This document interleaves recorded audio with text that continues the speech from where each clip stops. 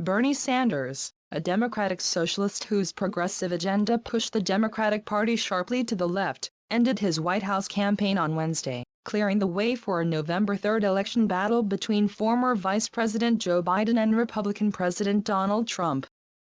Sanders, a one-time frontrunner who promised to lead a grassroots political revolution into the White House, acknowledged he no longer had a path to victory after a string of decisive nominating contest losses to Biden, but promised to work with his more moderate former rival to oust Trump. The independent U.S. Senator from Vermont said the coronavirus outbreak, which has taken him off the campaign trail and limited his ability to get his message out, required a broad response and urgent attention in Congress. I cannot in good conscience continue to mount a campaign that cannot win, and which would interfere with the important work required of all of us in this difficult hour, he said in a live-streamed speech to supporters from his hometown of Burlington, Vermont. Sanders, 78, called it a difficult and painful decision but said he would stay on the ballot in future primaries and continue to gather delegates in order to push the Democratic platform toward his populist anti-corporate agenda, including a government-run healthcare system and tax hikes for the rich. The departure of Sanders, Biden's last remaining rival in a field that once included more than 24 candidates, sets up a long battle for the White House between the 77-year-old Biden and Trump, 73, who is seeking a second four-year term in office. That matchup for the foreseeable future will revolve around Trump's handling of the public health crisis that has upended all aspects of American life and rocked the country's economy. Biden on Wednesday signaled he was ready for a bruising general election fight in the challenge he now faces in trying to unite the Democratic Party's liberal and moderate wings. "It's going to be a really rough and I suspect pretty mean campaign," Biden told donors at an online fundraising event after Sanders' announcement. In a separate statement, he praised Sanders and promised his ideas would be incorporated into Biden's White House run. "I see you, I hear you, and I understand the urgency of what it is we have to get done in this country," Biden said to Sanders supporters. "I hope you will join us. You are more than welcome. You're needed." Winning over Sanders' most ardent supporters will not be easy. Sanders speechwriter David Sirota said Biden should rethink his opposition to parts of Sanders' agenda that opinion polls show are popular among Democratic voters.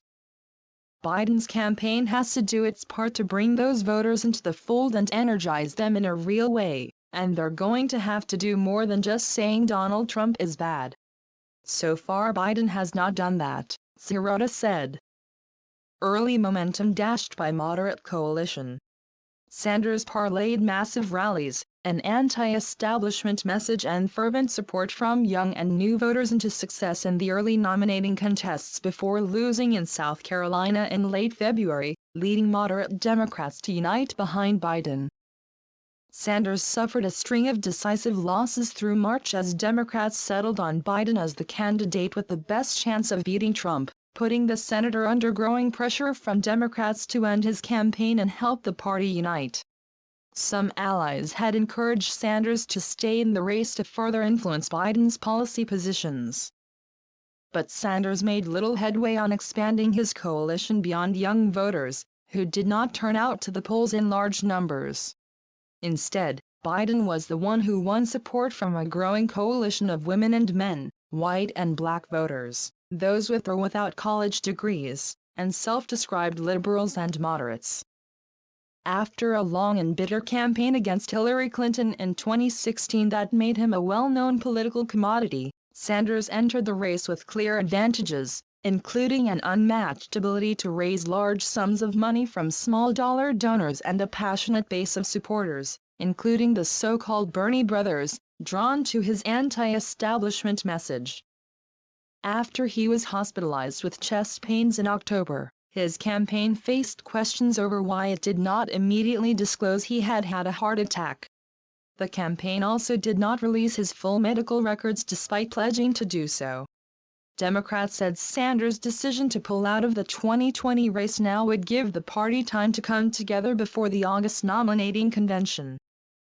Some Democrats blame Sanders for staying in his 2016 race against Clinton too long, hurting her general election bid against Trump. "I think that allows more time for healing," said Democratic operative Joel Payne, who worked for Clinton's campaign in 2016.